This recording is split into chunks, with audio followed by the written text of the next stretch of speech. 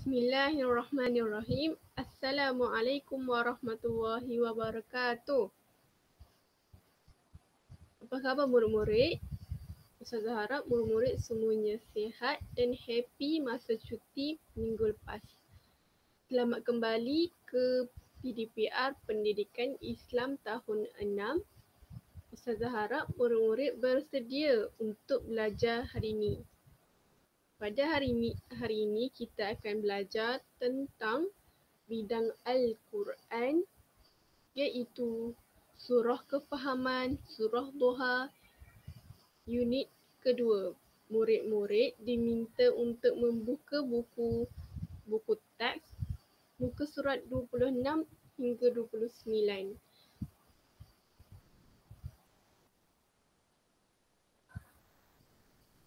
Pertama sekali, kita akan baca surah Duha. Ustazah minta murid-murid dengar dan baca surah Duha ni serta menghantar rakaman bacaan murid-murid kepada Ustazah. Bismillahirrahmanirrahim. Wadduha wallayli idza saja. Ma wadda'aka rabbuka wa ma qala. وَلَلْآخِرَةُ خَيْرٌ لَكَ مِنَ الْأُولَى وَلَسَوْفَ يُعْطِيكَ رَبُّكَ فَتَرْضَى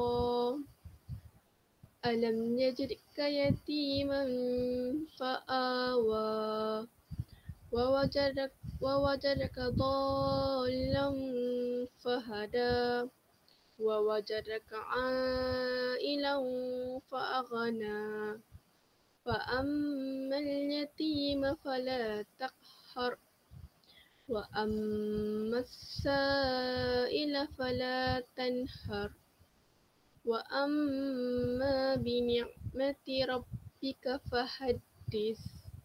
Sadaqallahul Azim.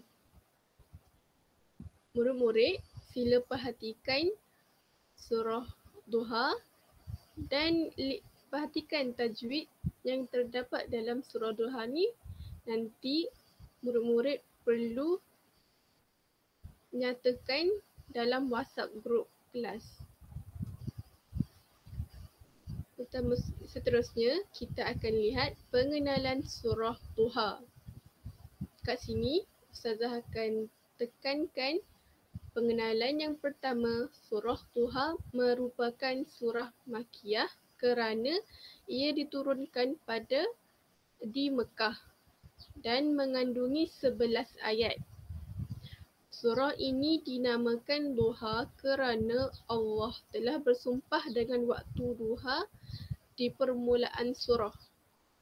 Macam kita baca tadi, surah Duha dia bermula dengan Wadduha yang bermaksud demi waktu duha.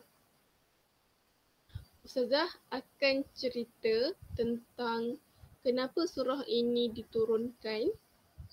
Nabi Muhammad SAW berasa amat sedih kerana agak lama malaikat Jibril tidak datang menemui baginda. Kebiasaannya, hampir setiap hari malaikat Jibril akan membawa ayat-ayat suci Al-Quran daripada Allah Subhanahu Wa Taala. Rasulullah SAW amat risau dan tertanya-tanya mengapakah Jibril tidak datang menemui baginda. Baginda sangat memikirkan perkara ini sehingga jatuh sakit dan tidak mampu berdiri untuk menunaikan solat malam selama beberapa malam. Berita Rasulullah SAW jatuh sakit telah sampai ke pengetahuan kaum musyrikin Mekah. Lalu mereka mula mempersendakan baginda Nabi Muhammad SAW. Antara mereka yang menghina baginda ialah Ummu Jamil, iaitu Arwah binti Harb, isteri Abu Lahab yang mengejek baginda dengan kata-kata sinis. Tuduhan tersebut menyebabkan Rasulullah SAW sangatlah gelisah.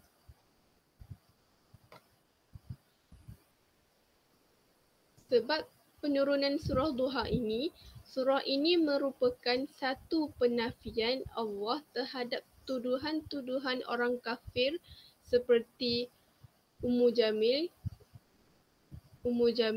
yang mengatakan bahawa Allah telah membenci dan mengabaikan Rasulullah kerana telah lama tidak menurunkan wahyu. Seterusnya, kita akan lihat apakah pengertian surah Duha. Bismillahirrahmanirrahim. Wadduha, demi waktu duha. Wallaili idza saja, dan malam apabila ia sunyi sepi. Wa ma wadda'aka rabbuka wa ma qala, bahawa Tuhanmu, wahai Muhammad, tidaklah meninggalkanmu dan ia tidak benci kepadamu sebagaimana dituduh orang musyrik.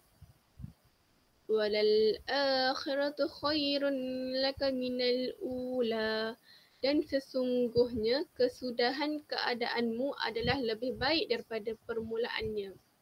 Walasawfa yu'tika rabbuka fatarda, dan sesungguhnya Tuhanmu akan memberimu kejayaan dan kebahagiaan di dunia dan di akhirat sehingga engkau redha, berpuas hati.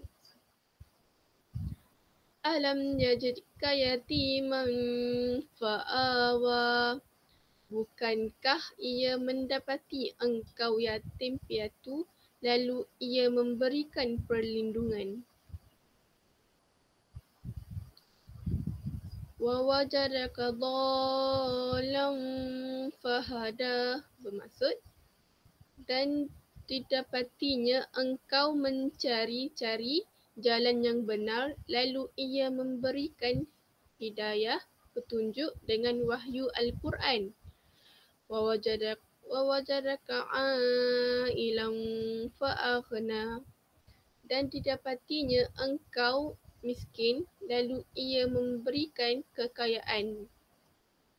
Fa'ammal yatima fala taqhar, oleh itu adapun anak yatim maka janganlah engkau berlaku kasar terhadapnya.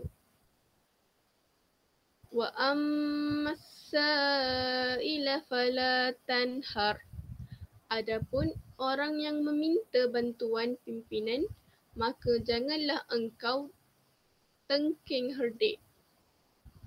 Wa amma bi ni'mati rabbika fahaddis, adapun nikmat Tuhanmu maka hendaklah engkau sebut dan zahirkan sebagai bersyukur kepadanya.